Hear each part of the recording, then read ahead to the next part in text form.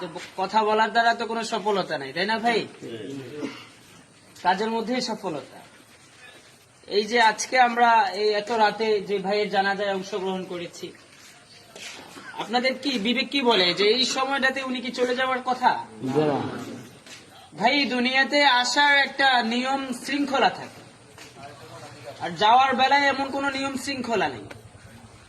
গত সপ্তাহে আমরা যে জানাজা পড়েছি, একটা একেবারে যুবক ছেলে, তার বাবা এখনো জীবিত, ঠিক না ভাই? পৃথিবীতে সবচেয়ে ভারী জিনিস হচ্ছে বাবার কাঁধে সন্তানের লাশ, কিন্তু সেটাও আমরা দেখেছি।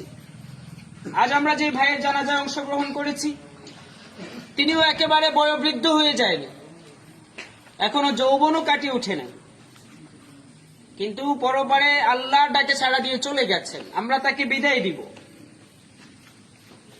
এই যে আমাদের ভাই আমাদের সামনে একেবারে দিব্যি শুয়ে আছে, বলেন তো কি আছে ওনার সাথে? কিছুই নেই। কি নিয়ে যাচ্ছে?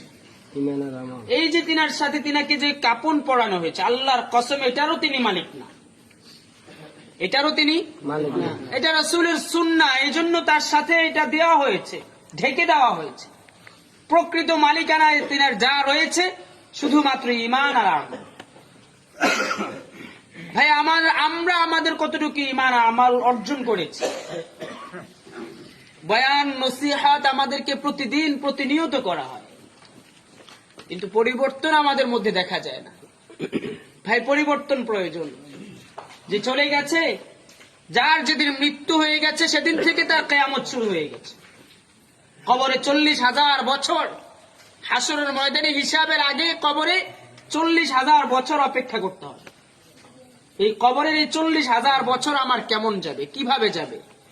হাদিসে আছে, যদি ইমানদার হয় তো জান্নাতের সাথে তার কবরের সাথে কানেকশন করে দেওয়া হবে, আর যদি গুনাহগার হয়, নাফরমান হয়, তো জাহান্নামের সাথে 77টা দরজার কানেকশন করে দেওয়া হবে।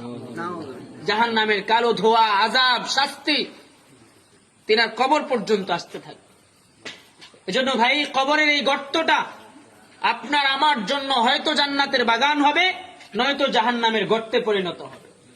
আপনার আমল নির্ধারণ করবে আপনি আপনার এই কবর, আমার এই কবর, এই গর্তটা আমার জন্য জান্নাত হবে না জাহান্নাম হবে, এটা নির্ভর করে শুধুই মাত্র আমলের উপর।